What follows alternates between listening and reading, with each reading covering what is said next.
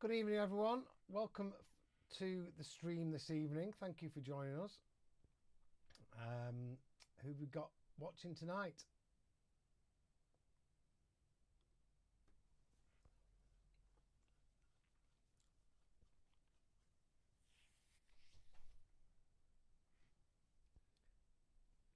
Okay, I thought I'd talk about kicks tonight, and the reason for that is because I've done my own editing today with my kick of my track. I've got my track done, I've finished it, I've had it mastered, it sounds great, and then I've just done a bit of a DJ mix, messing around, and I just thought the kick isn't enough. So I've then proceeded to get the headphones on and make a kick out of that from scratch on the Moog, which I thought sounded good, but it didn't. I get up at 5 o'clock every morning, so everyone was in bed, and then proceeded to spend the next few hours going down the rabbit hole on kicks. And I should know better because I have a sample pack full of kicks here.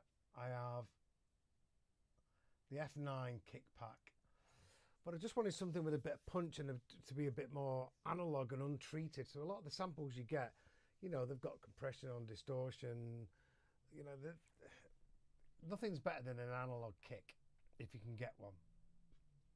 And I was speaking to somebody about the Moose T ones back in the day on Akai. So I went down thinking, I'll make my own kick. So I got the Moog out and I started, and then it just went downhill from there.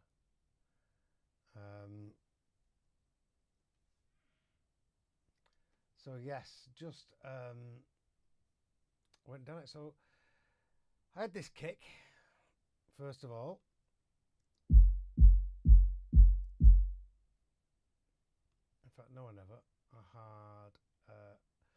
had a different kick. I'll play the track.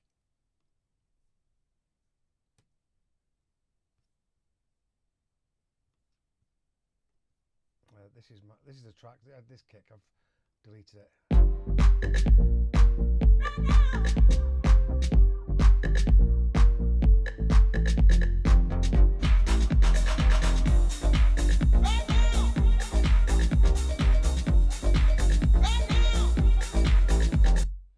And I thought, you know, I've got the 1200 mark, the 2K of it, that really comes through, but I'm not feeling the wallop of it. And then I A-B'd it next to a couple of other tracks, like a Cassimm track and D-Tron. And it just wasn't having it. And I just listened to the D-Tron one and like Melon Ball and a couple of other things, and I thought, you know, listened to a couple of kicks and just thought to myself, that's an analog kick. So I thought, I'm going to make one. So I made a couple of kicks this morning. I made a few. There's only a couple here.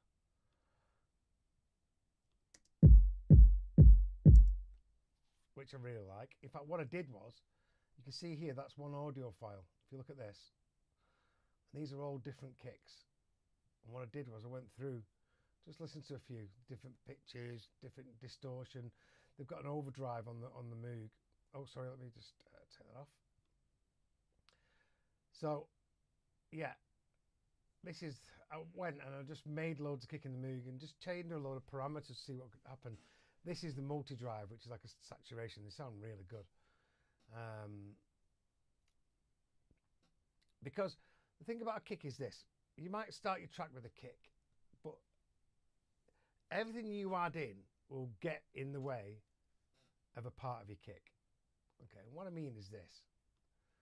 You know, if you look at a kick,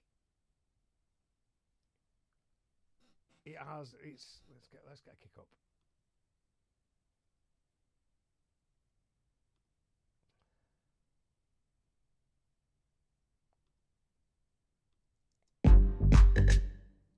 So get that kick, and we'll get a Pro Q4 on. So you've always got the fundamental of every sound, so which around there is about 47. Okay, and then you've got the main characters of the kick. There's always like a knock around 100, 120, sometimes a bit more.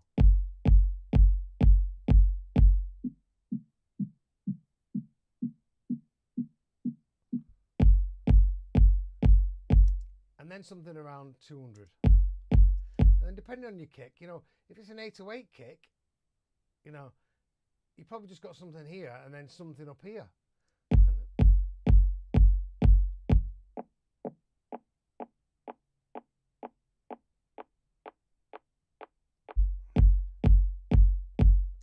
And then sometimes you have 6K and 2K and 6K.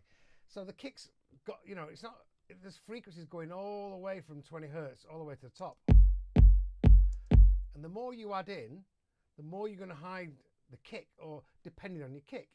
So if you're not adding a lot of bass in there and you've only got an 808 tom and it's got a tap up top, you know, all these frequencies don't matter to a degree, because the kick is based around the top, the 808 kick, which generally you wouldn't put a bass with, or you might do, and it might be something like, you know, a tom bass that's particularly higher, because they clash. An idea of that might be mostly melodic house and melodic techno, you know, where they have the kick, which is part of the bass line because it's tuned, and then the rest of the elements, the drums, will make up the bass line as well, but the sub will come from the kick. So you've always got the fundamental, you know, depending where it is. Garage, it can be quite a bit higher. So the thing is about kicks is you add kicks in, and at the beginning you might have enough bottom end, but then you do your bass, you add all the other things, and suddenly the power of the bottom end, the fundamental, isn't enough. And then I generally just go to my sample pack or F9 and have a load of kicks in there, which I recommend you have. And there's always something that fits the mix, but you know, I'm trying to make my music sound as analog as possible. Thought I'd go in and make one. So I made it not in the track, so I did these just with the headphones. Remember, you've got all different, the kick goes all the way across, so every time you put something in, you're masking the kick, which is why it's the last thing I sort out as well. So I got this one, and I really liked it. I thought it was quite boxy, I thought it was analogy, a little bit distorted, which is housey. Evening, Adrian, hope you're good tonight. And then I got another one which I really liked. Let's go back to this. I'll just show you what I've done. So what I did was I made a load, and then I just quickly this morning saw what fitted best with the track. So I just moved it around one by one.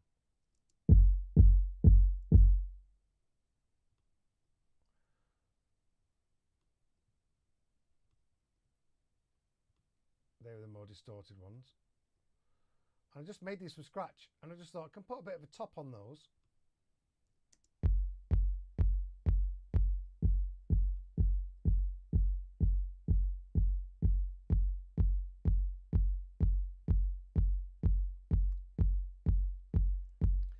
If you listen, that tap, if I move that there,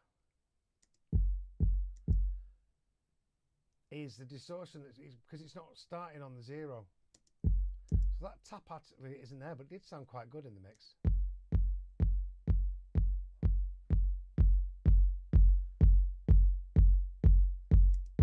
Yeah, and it's quite a good house track. That's because it's not crossed at 0. But I actually like the sound of it for some reason. Let's just see what that does to...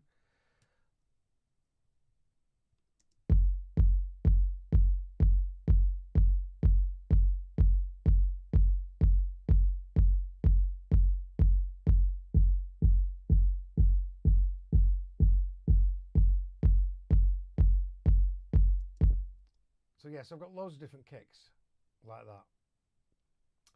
And none of them seem to fit with the track.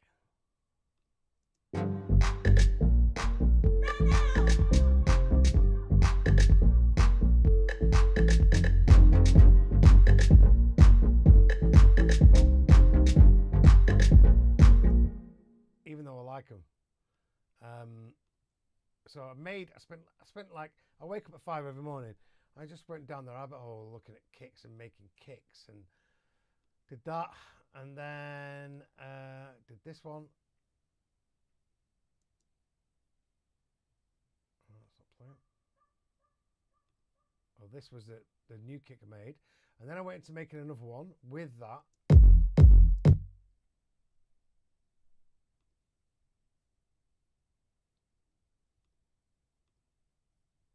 So top and a bottom, just trying to get it to cut through the mix.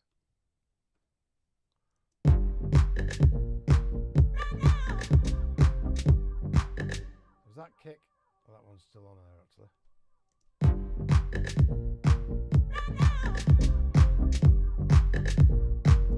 So I quite liked it. Yeah, it was all right. Wasn't great. And then I just started doing it in the mix. So then I just got kick 3 up.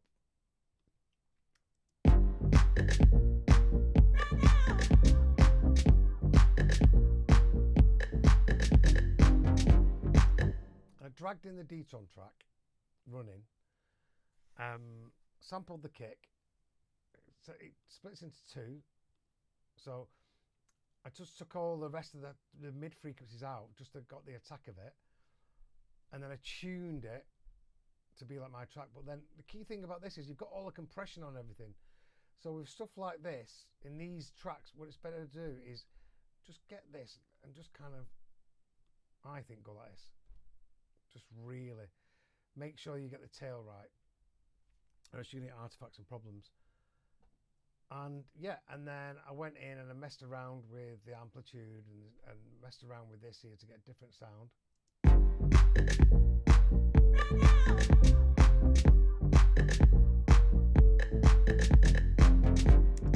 Actually, that sounds better.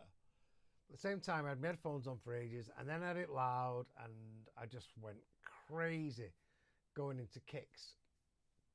And people do it all the time. I know producers that finish tracks, amazing producers, and I say, what's happened with that track? Oh, I've still not sorted the kick out. And they just can't get past the kick. And it's a real rabbit hole to go down. And that's why I say create your own sample pack. And the kicks aren't just kicks that you like. You know the kicks for different frequencies. So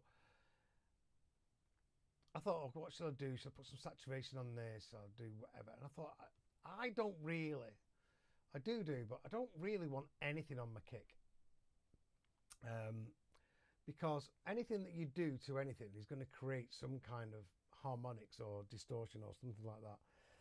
And really, I want the kick as clean as possible, and I want it to really poke through in the center because it's dance music. And I don't want saturation on it, and I don't want distortion a lot of the time, specifically under 100 hertz. So I thought I'd try this, and it sounds really good, but now I've gone back to it, I'm not quite sure, but it's a really good plugin because I can tune it and get this to fit with the track.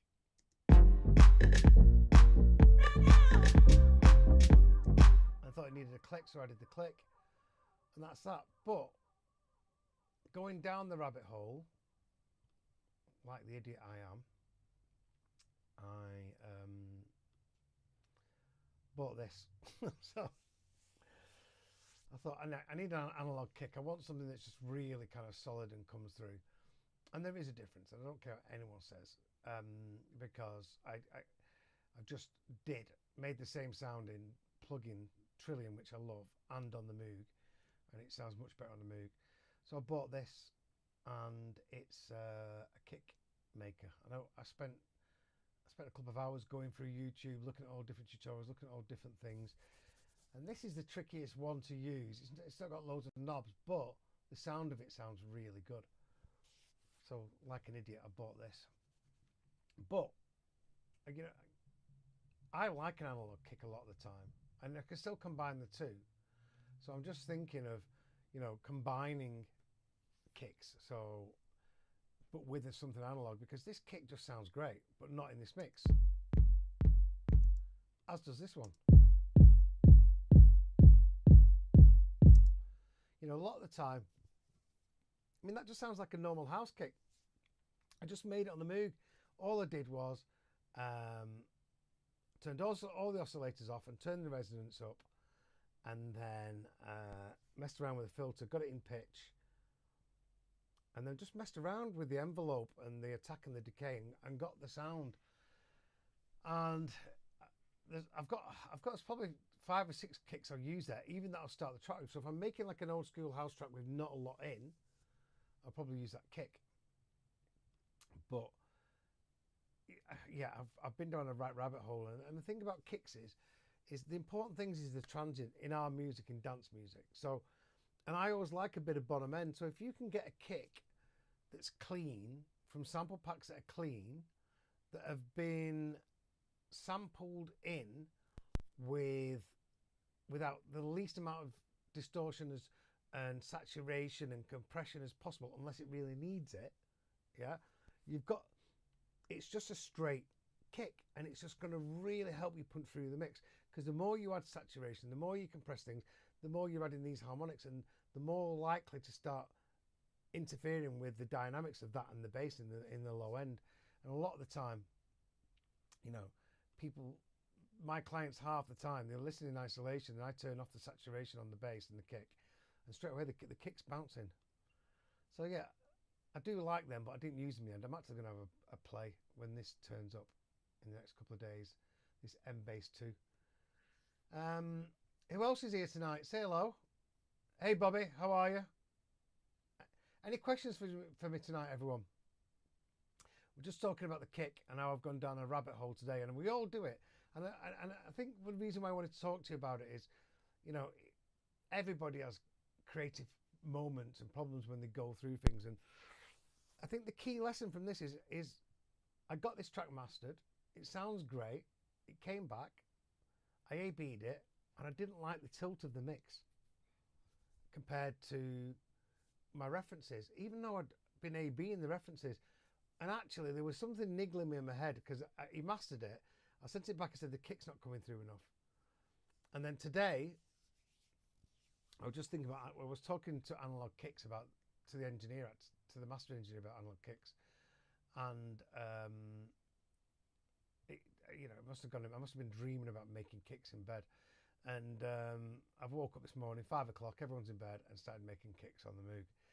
Watched a few videos, see what the best machine was, and I've gone down that rabbit hole. But I've then taken a break eventually, and gone to kick 2 and prefer kick 2.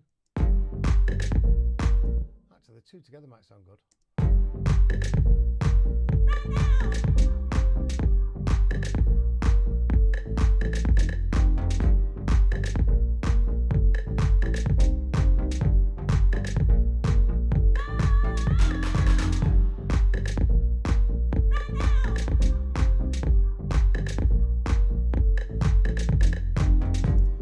Straight away, you might be adding a bit of character in, but you're taking away from the other kick, from the punch of it. For me, the kick and the sub should be central. And then if you want to start messing around with that dynamics of those two, if they're playing opposite each other and question and answer, you don't want to be adding anything that's making them warmer. So that's the kick, and I'm not saying I'm confirmed with that now. So then I went down the rabbit hole of, oh yeah, analog is better, and I had this bass, which was a Trillion. Oh, it's not working.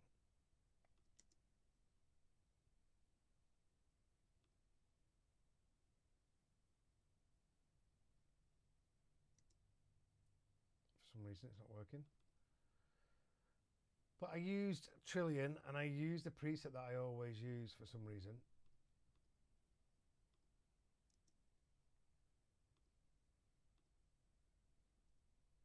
Which isn't working. Oh. That's weird.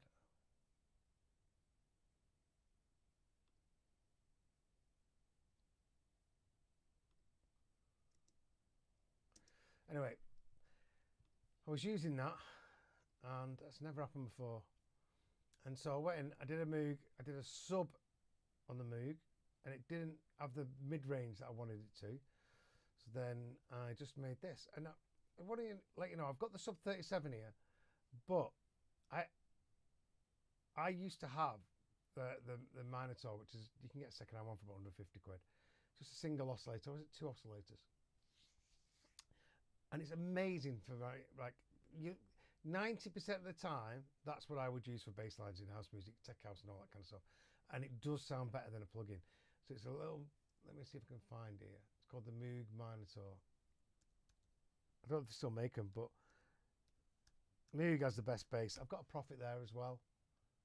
Oh my gosh, they're 500 quid now.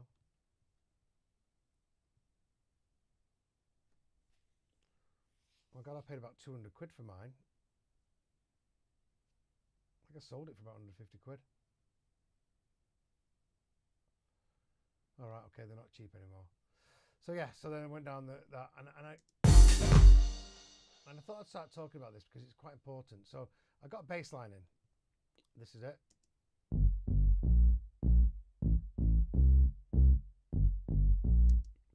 And I don't necessarily like the top of that, but in the mix, and it's never on its own, that tone, you don't hear that as we hear it in isolation, really fills the gap between the piano and that, and it really helps you kind of hear the bass line as well as to just feel it, and it doesn't muddy it up too much. And what I did was I had it, the bass line, and then what I did, I went through and cut every bit of audio off the kick where it was overlapping. Okay, and then I got it and I just like this. Yes, bang, deleted that,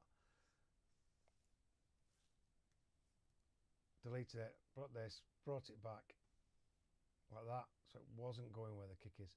So now I don't need to put a sidechain compressor on or a LFO tool, and the reason for that, yeah, is because every compressor has a side effect. When you're moving something like that, it's going to have a side effect.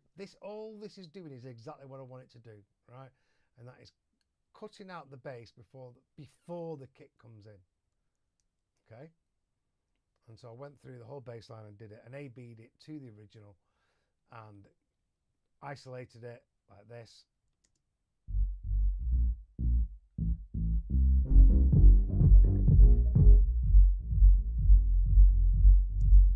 Listen to it, and it definitely had more of that feeling that you get in the club and the dynamics and the punch of it. So, you know, if you've got a track where the bass isn't on the kick and you're really wanting that feeling of it jumping and jacking, this really does help in the really sub frequencies. And like you probably wouldn't be able to hear it, yeah, a lot of people, in full.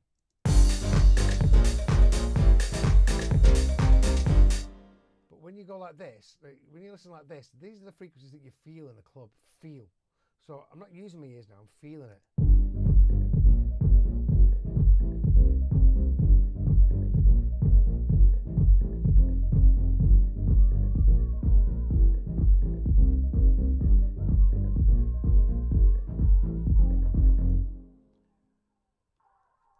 And I always want to carve out that bottom end, and I feel like you can get the most out of it by that bottom end there, under 100 hertz. I mean, that's up to, but being in mono, I just feel like that. Now,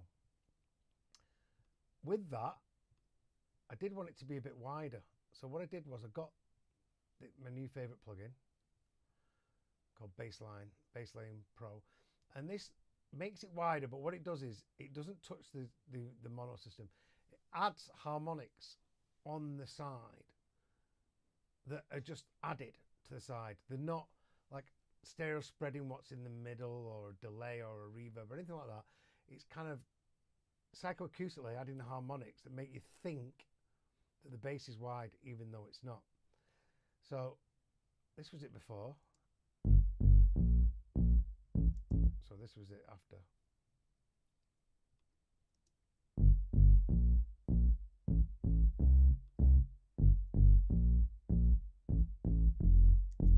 And it just, what I did was, it just makes it sound wider, and I do this in the mix. Okay, so let's listen to it in the mix, on and off.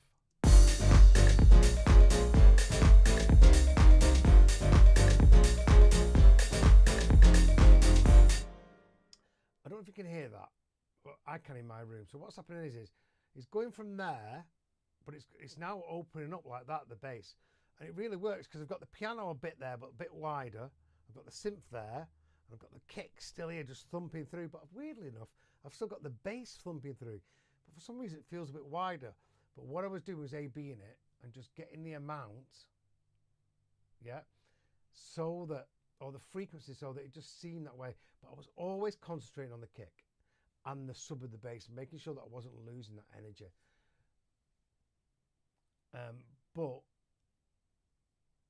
in this case, that I used it and I liked it. I wouldn't use it just because I like this plugin. I tried it and it really filled that gap, like on the side, not too far wide, but just a bit on the sides. And I really liked it. And then again, your mono, this is what it added.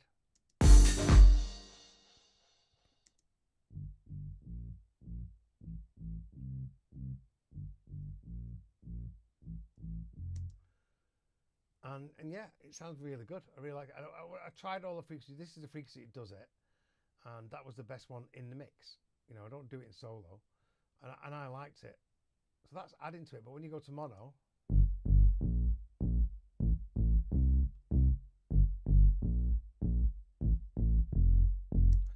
the volume doesn't dip. And that's the thing about making things wide. You've got to be very mindful. And generally, all the time now, if I'm making something wide, I will, besides this plugin, because this is not spreading the sound, I will put it on a parallel or send the widener, just so and make so that I'm never changing the level of the sound in its natural form in mono. So yes, so I did that, and it just, the analog made it a massive difference. And I think, you know, what I did was I recorded it in, and then I went through these notes, chopped them all up, and then changed the volume of the notes so I could feel the groove a little bit more.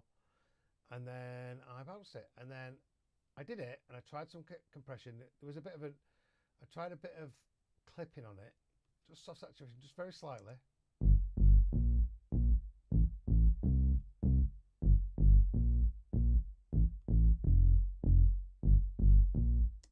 Bit of soft clipping, and all that was for was just because there was some real peaks sticking out on it, and you can see it here, and I wanted just to control them. And like I said, when I did it, I A/B'd it with the kick and the bass in the low frequencies, and listen, see, is that because that's creating a distortion when it's clipping, is that affecting the dynamics of the track? No, what it was doing was reducing the dynamic range of the bass, which for me is exactly, I want to do that as much as possible without the side effects. Bobby, how quickly do you commit to your bass lines to audio when writing, Jason? But it depends. You know, if I'm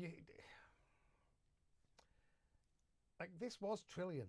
I'd done a Moog bass line before, but it was too subby. I needed the mid-range, and I couldn't be bothered putting the Moog back in it. And just because I needed to change the kick, and I wanted to tilt the mix different, I've done this, and I thought that works, and then I've committed straight away because I know. But that's about how confident you are on whether it works or not with everything else in the track. And again, I've redone this bass again because I wanted some of that frequency that I don't like in isolation, because that frequency there just glues it together, fills a gap in the mix. And don't forget, I've got great stereo width, you know, great depth of field, so I can like point to where things are in the mix in 3D. And if on headphones, you might not be able to hear a lot of that kind of stuff. So yes, so I put the Moog bass line in there. And again, you know, I've had 5 bass lines for this track because they're not the lead. And I got the first bass line in, and then I've had the Prophet, I've got the Moog, which is this sound as well. I've got that, which, you know, this Moog is filling out the gap at the bottom of the main synth, which is a bit thin. I've got the pianos, and then I've got the bass. So they need to be not fighting each other, but they also need to be joining together, you know, so it's feel like the one composition. And that's why I changed the bass. And then once I changed the kick, I had to change the bass, because once you change one thing, your whole mix can go to pot. And then you just, oh, I'll just change that, oh, I'll just change this. And then I bounced it and I came back to it, like, oh fuck, that lead's too low. And it was just like, I teach people all the time not to do what I did today, but I just got caught up in the rabbit hole. But you know, the key is to making things wide, is making sure they sound as loud in mono and making sure they're not phasing. So that's why it's always good to do it in parallel as a chain in Ableton or on a send in Logic. And then you can treat it, you can treat the widening as well. Okay, what have I put that on something here? So if I look at,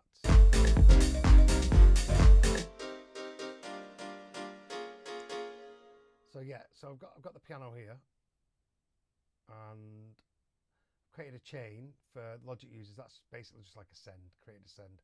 It's parallel. And then I've got the ozone, and I've gone crazy on it. Oh, have I?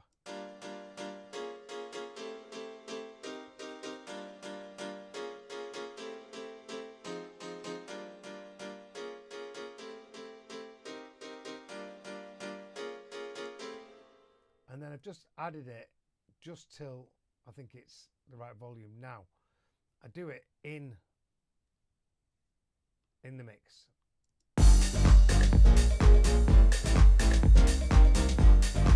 Turn it on and off to see if it's boosted the volume too much, because I don't want that. I still want the piano to sound the same volume as much as possible. It's obviously always going to go up because you're adding sound to it.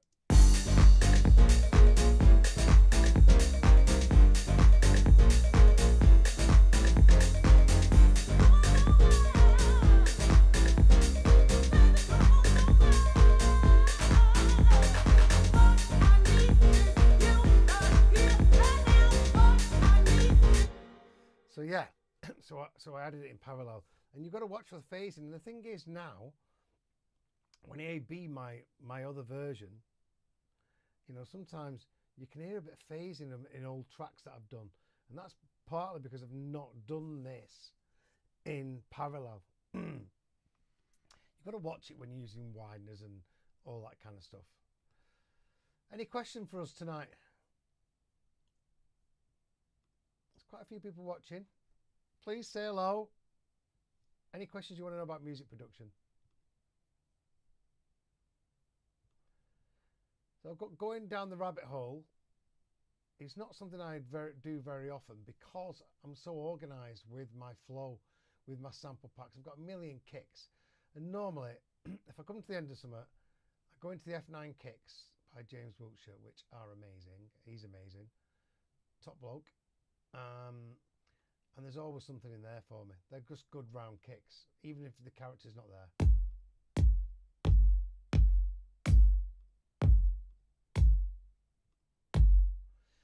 And James, I know James well, and he is attention to detail. So knowing James, he would have done them in a way that it was clean as possible, with great converters and everything else. Clem, Fandango, hello mate, how do you tune your kick? Well, I generally don't tune kicks more than 1 or 2 semitones, because it seems to change the punch of them a little bit. You mess around with a phase, but I will try and just pitch them down in the sampler, because I always put my kicks in sampler. Or if I really like the tone, I'll try and combine it with that, with some bottom end. If it needs some bottom end, I'll use kick. But I also, yeah, that's what I'll do. I used to have, I made some bottoms to kicks in the Moog Minotaur actually years ago, and I set them as in the key of the notes that I might want, and I could just drop them in and put them under a top kick. So then I filter out the top of the other kick if it didn't work being pitched down, because you can really changing the character by pitching it of the mid-range of a kick can sound awful. So I'd keep them, and then I'd put another kick underneath. But I will very rarely have more than 2 parts on a kick, you know, he says. But today I felt like in this track, in the end, you needed a bit of a click on it as well, so I did that. Favorite compressors on kicks is the 160. But again, you know, I hate people's coming to me, well, why is that compressor on a kick? Oh, well, they're really good on kicks. But is it good in that track? And generally, don't forget, a compressor will add some harmonics and distortion to it. So do you need a compressor? You know, because it's not like we're recording bands, right? And you've recorded it and it's got to cut through all the mics and all that kind of stuff. We've got the individual items, so we should be, I said to my client today, your mix should be 90% there, right, with sample choices and fader volumes. Okay? And if it's not, you need to go back and change the samples. And I always start with the kick and I always finish with the kick, because we're hiding all those frequencies I was just showing you before. So when it comes to tuning the kick, I will use my ears, just do it in the sampler, or use the Waves sound shifter, which is this, just because I've used it for years. But generally I'll go into the sampler and just do it here. If it was same with machine and contact, but I'm always listening to it in the mix what it does, because it can just take away from it sometimes, and it can ruin a kick pitching it sometimes. But now I use kick 3 quite a bit, just for a bit. But what I'm going to go back to, I'm going to do another sample pack of just bottom kicks with the Moog there, you know, just like I did here, and just pitch them all.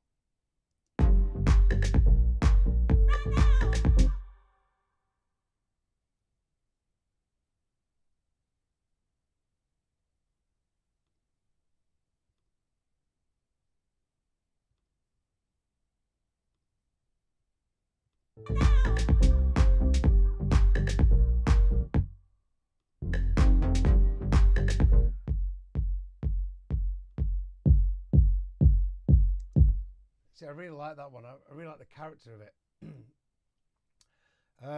But if I do it, the first thing I'll go to is, first of all, is like what I'm trying to achieve. I'll go to something like, in fact, I'll do it on this kick. Is the DB160. They do one on Waves, they do the UAD do one.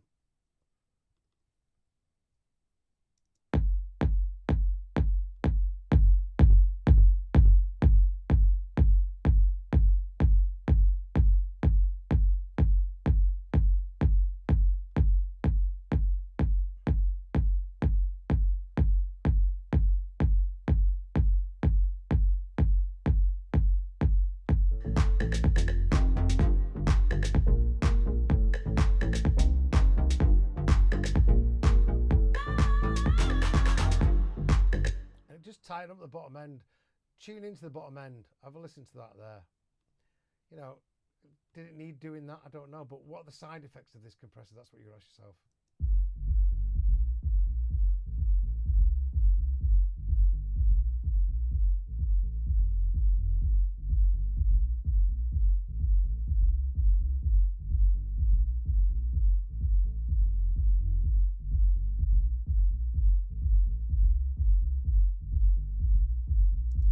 So yeah, I don't like what that's done to it. The question you've got to ask yourself before you put any plugin on is, what am I trying to achieve? Okay. So a lot of the time, and don't forget, you've always got a level match. So that's one. But if I'm asking myself, what am I trying to achieve?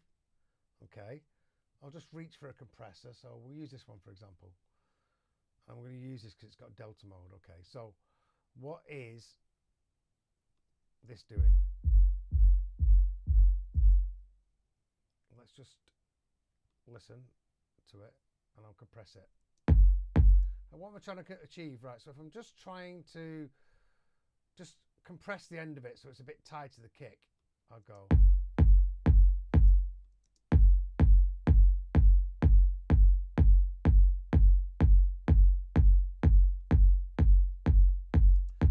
Again, I'll do the art method, which is, this is what I teach everyone to do, how to use a compressor. Do the same thing on everything. So get it, compress it heavy so you can see what it's doing. It's always going to take out the bottom end, right? But listen to the character of the kick. And I'm going to go back into the compressor and the kick. Remember, a compressor attack, yeah, fast attack doesn't mean it starts compressing straight away. The attack is the time it takes to be fully compressed, right? The time it takes to be fully compressed. So you're still letting a tiny bit of that transient through. You know, look ahead can help get rid of that. But let's compress it. Let's just say, what am I trying to achieve? That's what you should always be asking yourself. So I want to let the transient through. and compress the rest of it so the tails turn down in volume, so that in the mix the kick appears to be shorter.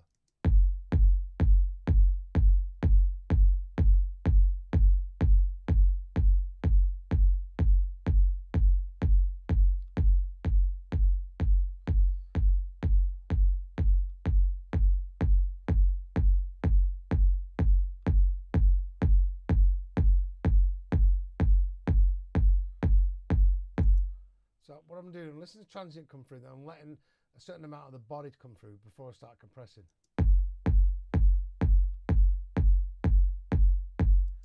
And now I'm getting the release. So on the release, I'm listening to the body of the kick, the tail of the kick, listening to the volume and the amount of the bottom, the mid, the high. And what I'm also doing with the release is listening to see, is that release too long and hitting the next kick? Right, because that's what you're going to be mindful of.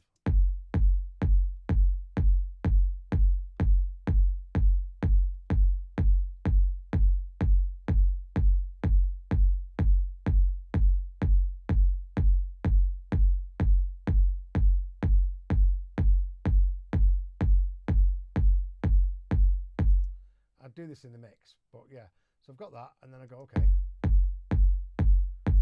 So attack, release, mess around with it a bit more.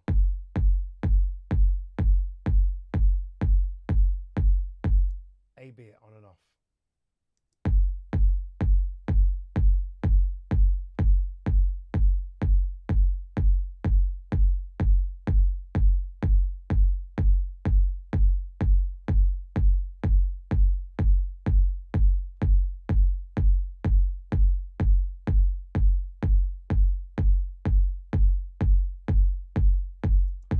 Okay, so what I'm doing, I maybe make sure it's the same volume, and then, but it doesn't matter.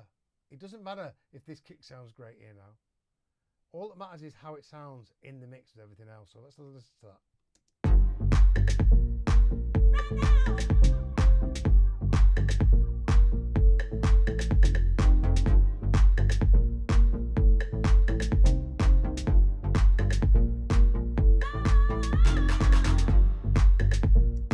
Okay, so it does sound good in the mix. It is compressing it a little bit, but let's have a listen to the bottom end.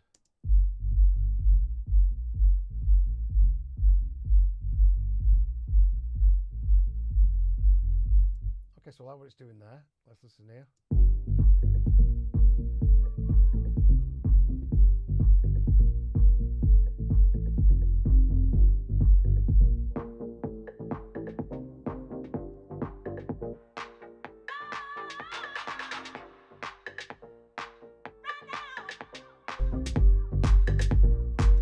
Okay, so I like what it's doing to the kick. You know, I've only bought this compressor yesterday, and I bought this compressor because it's got a delta mode. And while I'm teaching people, we want us to listen to what this is doing. So the delta mode is the difference between the original signal and the new signal. Okay, so let's listen to that.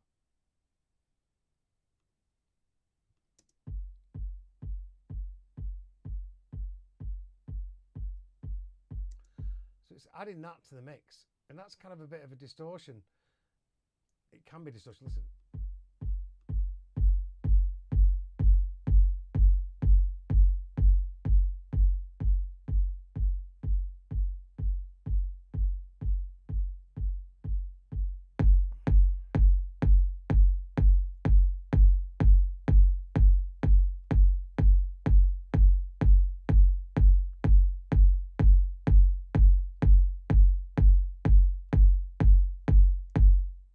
I like actually what it's doing to the kick, to be honest with you.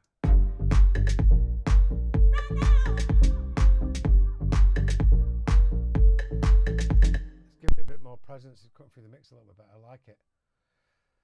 Okay, so the compressor that I use is the one that's going to do the job.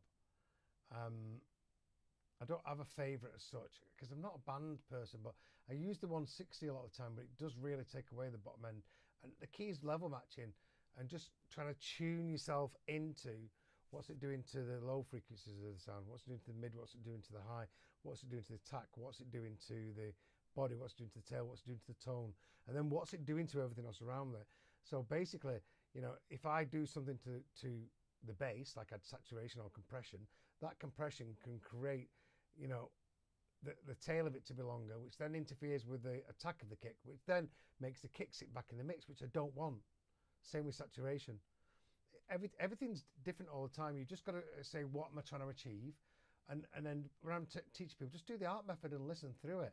Like, I know what I'm going to go for generally, because I've done it 1,000 times, but once you've asked those questions, once you do your frequency and character recognition on the sound you're working on and everything else in the mix, and that's what you do. You shouldn't need, you know, certain kinds of compressors. I don't think. I think most compressors will do the same thing. I like this because I can make it work on the RMS, and I got the Delta.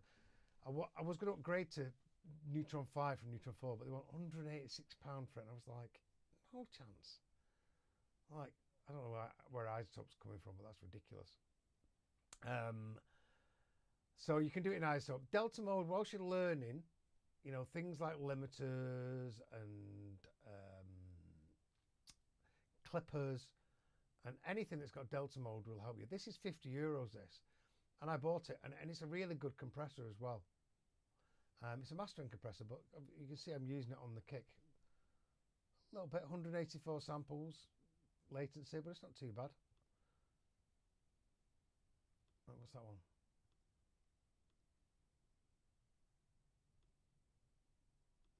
Oh, it's quite bad actually. So it's creating latency. So that's the other thing I've got to worry about now. So if I go and what latency is doing is moving this back a little bit. So it's moving the timing of stuff. And I spoke about this, was it with you guys or was it a client? So yeah, so when I first started doing the work for Fader Pro a few years ago, people would send their Ableton projects and there'd be audio and there'd just be gaps like here and different gaps. And I was like, I was freaking out. I couldn't understand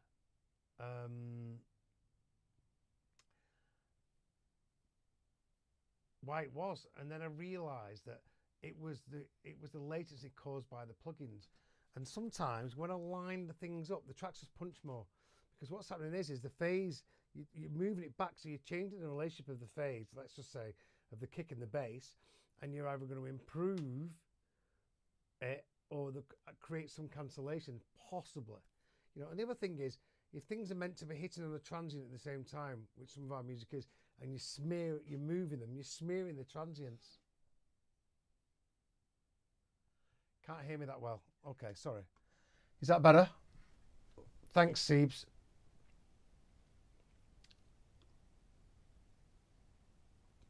Thanks, everyone.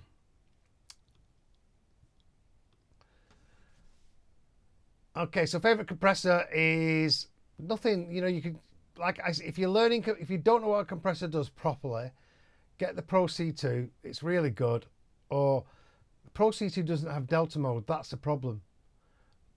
That's why I bought this. This has delta mode now, and then you can hear what the difference is between before and after.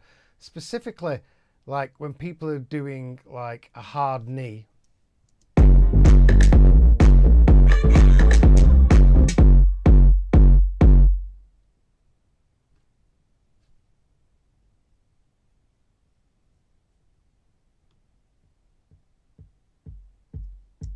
You can listen between the knee.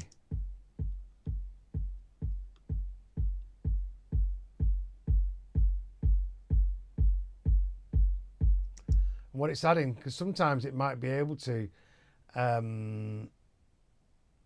might be creating some kind of distortion because the compression is too fast or something. Obviously, we've not got fast compression here.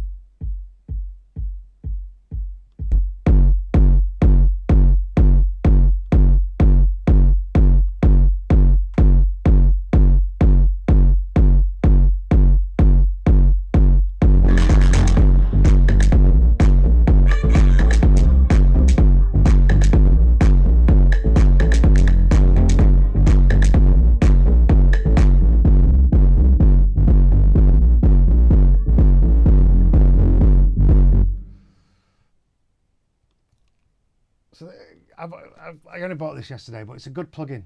I like it. It can work on left and right, which is really good.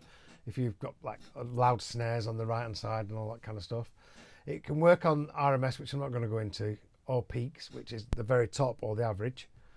And it does sound good on some stuff. And it's got Delta mode, which is great. And I've not gone into anything else yet. But yeah. Okay. Let's have a look. Any questions for us? I like using any plugin that shows the compression visually, like Isotope or Pro C2. I'm not really ear trained enough to trust my instincts about it yet.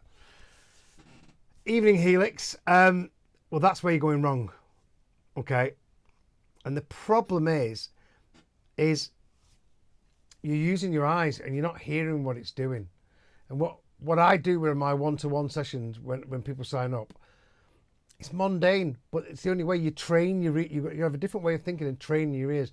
By looking at that, by looking at it all the time, you're not using your ears. And sometimes what you see is not what you hear. So, you know, with all my clients, when they come in for one-to-ones, analyzers. Like, did you see what I was doing then with the compressor, with the release? I was tuning in to the attack of the next kick. And I bet every one of you lot can do that. And I was listening to where the release was overlapping. You know, because then the release is too long and I was bringing it back. And I could bring it back quite a bit with this because I know the kick doesn't go over halfway between the two kicks. I was just doing that for example. But you've got to tune yourself in to listen to things. And there's a set of questions I teach people, which I just said then. And using your eyes, you may be helping you, but it's going to be hindering you, Helix, honestly.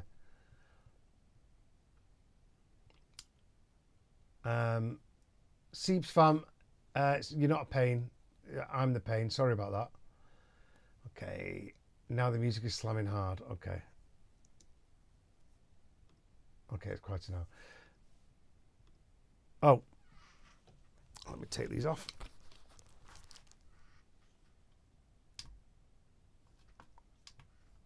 The reason why it was distorting is because I had the headphones on. Hi James, how are you? Any questions for me? No, Delta mode, all Delta mode is showing you the difference between when the plugin was on and when it wasn't on, right? So that's what it's adding to the mix. Okay, so if I get a clipper, for example, and I put a clipper on my kick,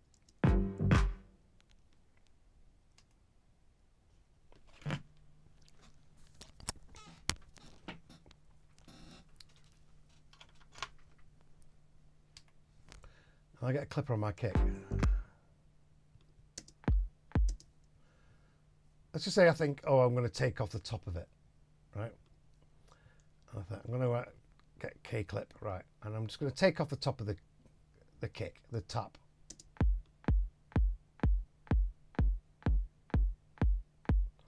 And I'm listening, I may be in it, I'm listening to transient, turn it on and off.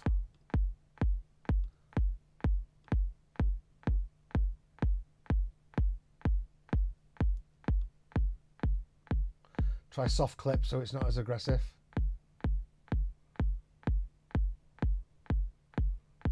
And I go, okay, that's nice. I'm taking off.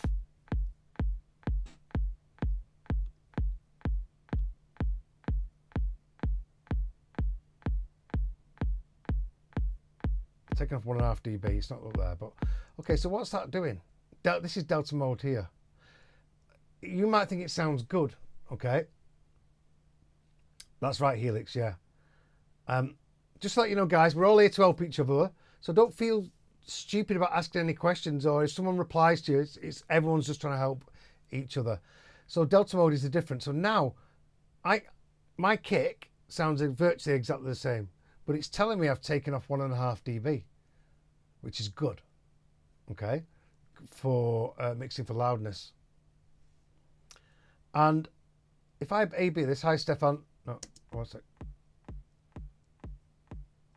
That's what it's adding to the mix. that frequency there. So on the soft, I've gone to soft clip, but on hard clip,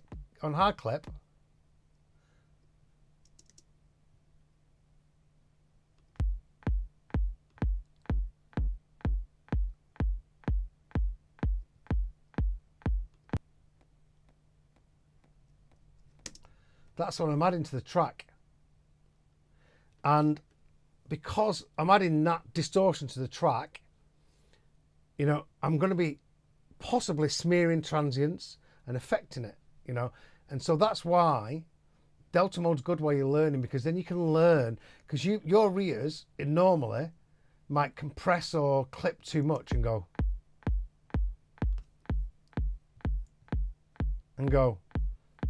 That sounds okay.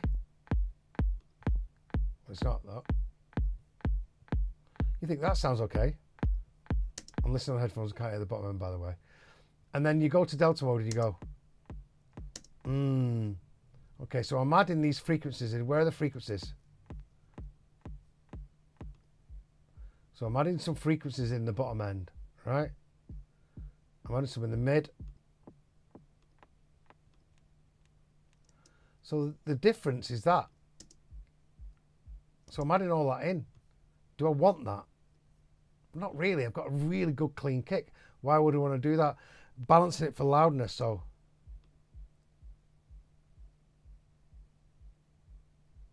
Maybe just a little bit.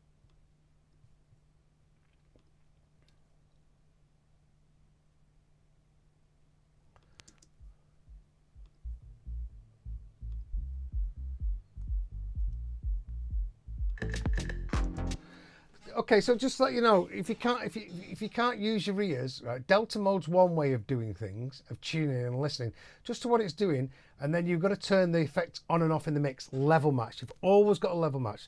So this is what I teach people. I teach people how to think and how to listen.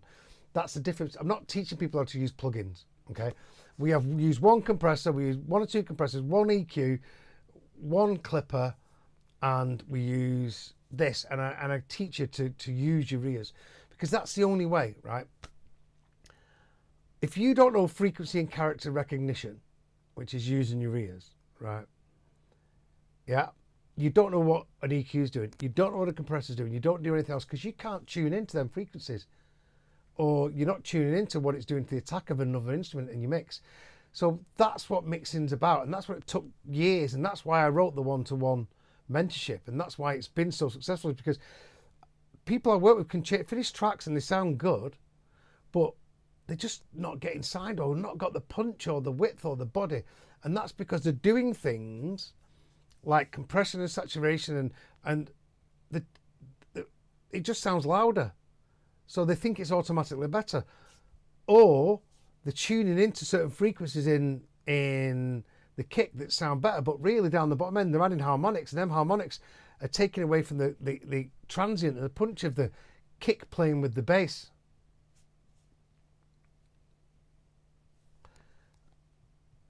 So, you know, I had a chat with I've got a new master engineer, he's really good, he does all David Penns and everything else, and he said to me, I said, well, I'm going to, he came on and jumped on the project because he likes my mix downs, and we were just having a bit of banter.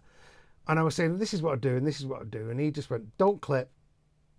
Yeah, don't clip your kick. Don't saturate your kick. Don't put tape on it. Just leave the kick. Just make sure you've got a 10 out of 10 kick straight away. An amazing sample or an analog kick. Okay? Because the kick and the bass, well, every instrument should be a 10 out of 10. That's what I teach people. Because if you do that, then you don't have to learn how to mix, because you're choosing the sounds for the position in the mix. If you are new, it's perfect. What do you gain stage your out to, Jason? Right, okay, I don't gain stage my out. Okay, so for anybody watching, the reasons why we gain stage are, number one, no digital clipping. Okay? So no digital clipping, because it's bad and it sounds shit. The second reason is, if you look on my fader here, that there is 6 dB. Okay, sorry about the dog. And this, the same distance, is 12 dB. So for me to make an accurate decision with the fade, which is hard enough in Ableton at the best of times, like this, yeah, I've got more play to make accurate decisions than if the fade is down here and I'm like that. That's the second reason. The third reason is I use analog emulations, and most of the analog emulations are designed to be fed -12 to -16 dB. The UAD, the stuff like that. Every manufacturer and every plugin is different, but tapes 12, -12 on UAD. Okay, so I want to make sure I've got an average going into that. So I will generally put. So that's that. The next reason we gain stage is. Well, basically just gain staging is getting the volume ready for the next stage, whether that be the next group or the next effect or whatever. But make sure that, you know, the next stage is make sure that the master's not clipping. Now, all I do is this, right? And don't forget, I've added this kick in today, so I've not done it. So I'll get my kick. I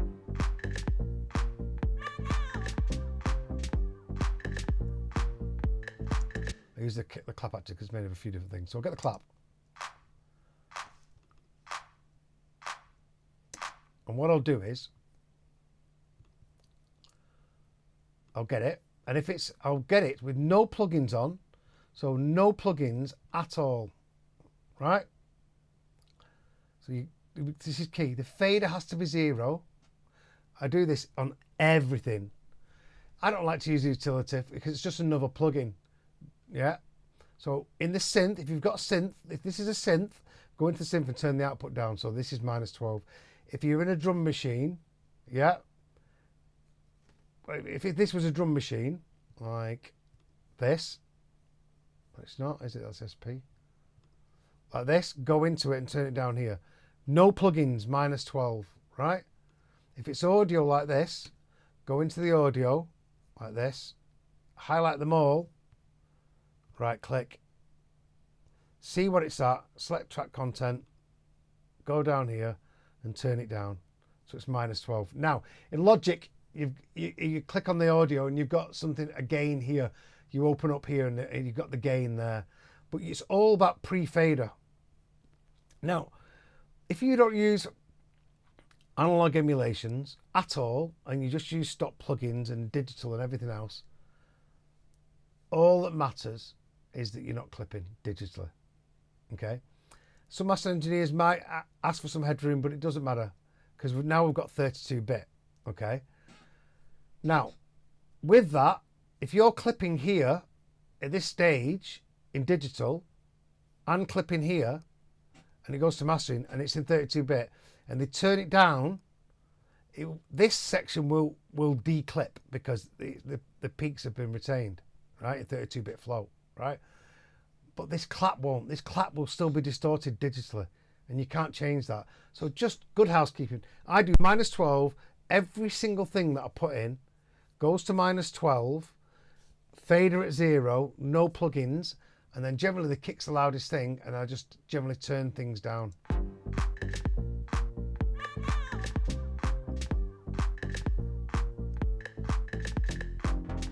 And then I'll put on all the rest of the stuff. And all I know is, I mean, this track isn't, I've messed it up today with the gain staging, but it never goes past -4 here. And if it does, it doesn't matter because there's no clipping.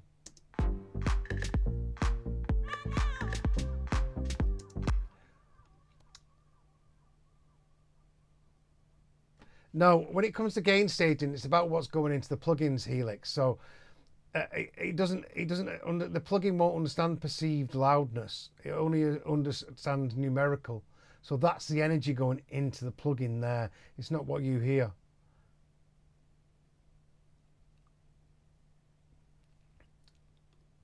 Hey Aaron, how are you tonight?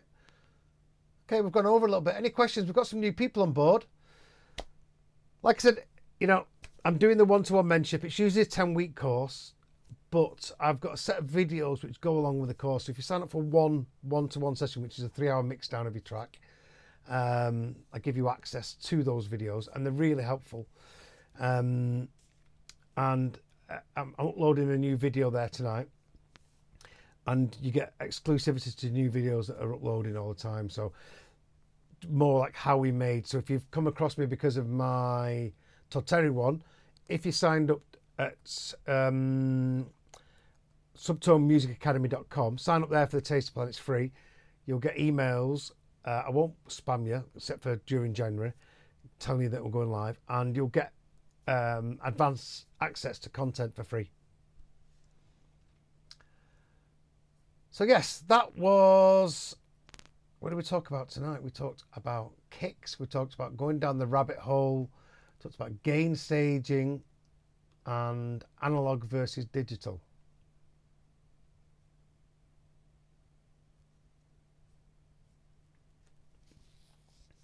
If you're not using analog emulation, just make sure you not show your clipping with the fader at 0, right? Because you might, this is the common mistake I see.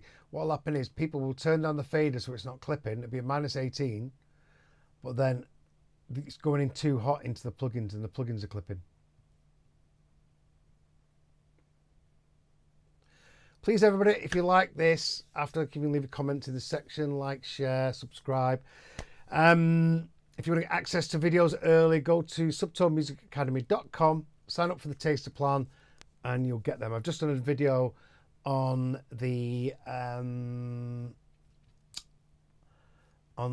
Rona Ray track that I've done, which is a disco, deep house type thing. And then I'm doing one tomorrow on a melodic techno one, which is this.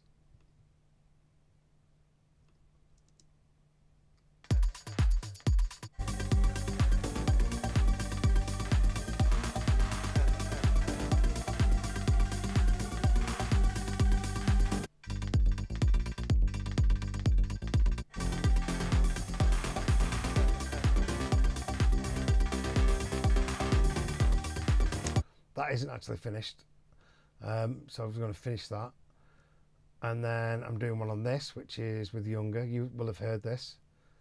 This isn't finished either, but it nearly is, which is more like organic house.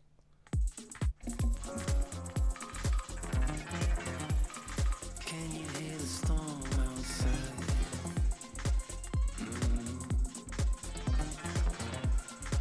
You better hold on tight.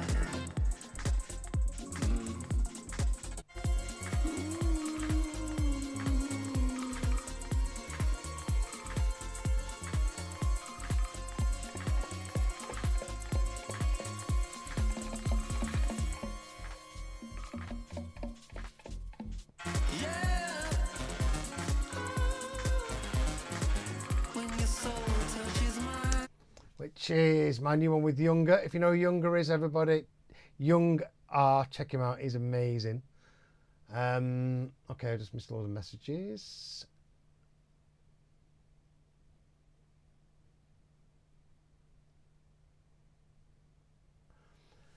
Am I looking forward to NAMM 2025? No, I'm not. I'm not, because I keep spending money, which I shouldn't be spending. And like I said to you, if you were here at the beginning, I was dreaming of kicks because the kick wasn't right in this track that we start off with. So I've gone and bought that, which is analog kick. But it'd be interesting to see what the difference is between me making it on the Moog and making it in that. But that is specifically for kicks. I've got enough kit. I can't buy any more kit. No, I haven't got any money for any more kit, to be quite honest with you. F9 have some really useful tools for Ableton. Yeah, I agree. James Wiltshire's a friend of mine, and his stuff is very high quality. And high quality helps things cut through the mix and give it punch, which is what we're always looking for.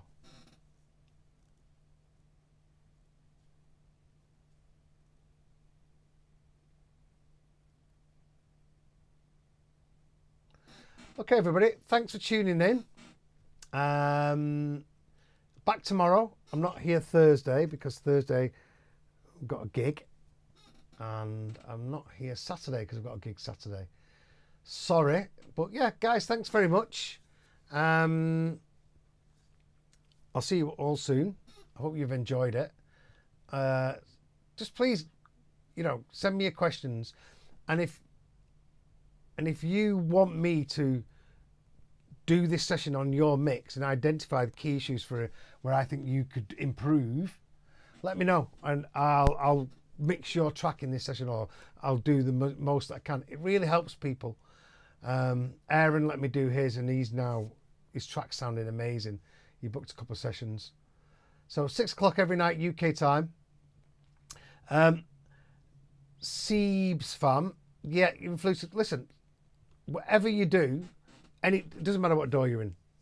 You know, it's all about the sound choices you put in. Is mostly there's people making amazing music on Fruit Loops, amazing people making amazing music on Cubase. It doesn't matter. He's just got more flow.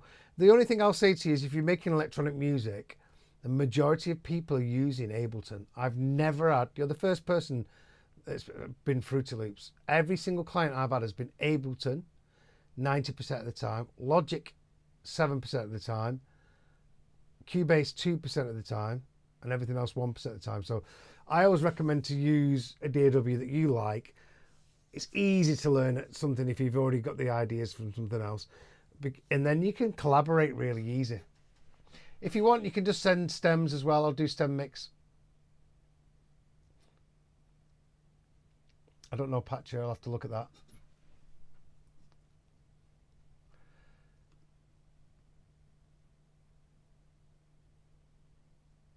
Yeah. I use Logic as well. I started off on Logic, went to Cubase. Cubase was miles better than Logic, just the flow was brilliant. And then all my clients started using, I started engineering for more people in their projects. So then everyone was on Ableton. So then I learned Ableton and I hated it.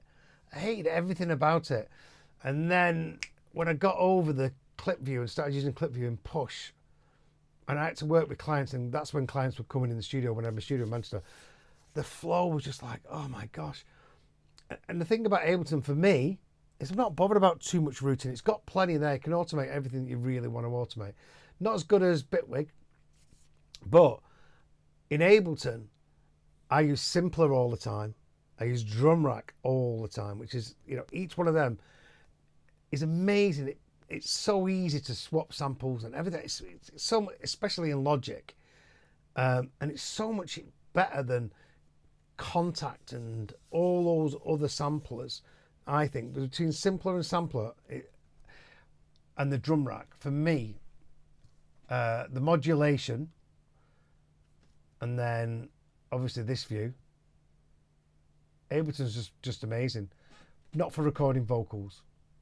I prefer doing that in Cubase or Studio One.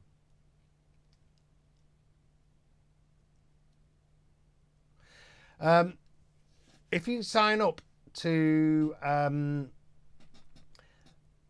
subtonemusicacademy.com, you'll get the email. You can email me there, or just DM me on my socials, on probably Instagram at Jason Heard Music. Cubase is good. I've got it on the iPad. I bought it. I've not really played with it, to be quite honest with you. Because I take my laptop with me. Whenever I don't DJ, I do. I don't rarely DJ anymore. But when I was DJing all the time, I just had my laptop there because I could just do more with it. Listen, I think, is it Jason Joshua? He talks about Fruity Loops and the sound of it and everything else, and says it's amazing. But, you know, he works in Pro Tools, and so do most of his people. So that's why every day Doobie's got something which is better for different people. I wish that everyone used, well, no, I don't. I mean, I love Bitwig, but the sampler's not as easy. Swapping samples isn't as easy. And the drum rack's not quite as good just for workflow and simplicity of use. So that's why I love Ableton.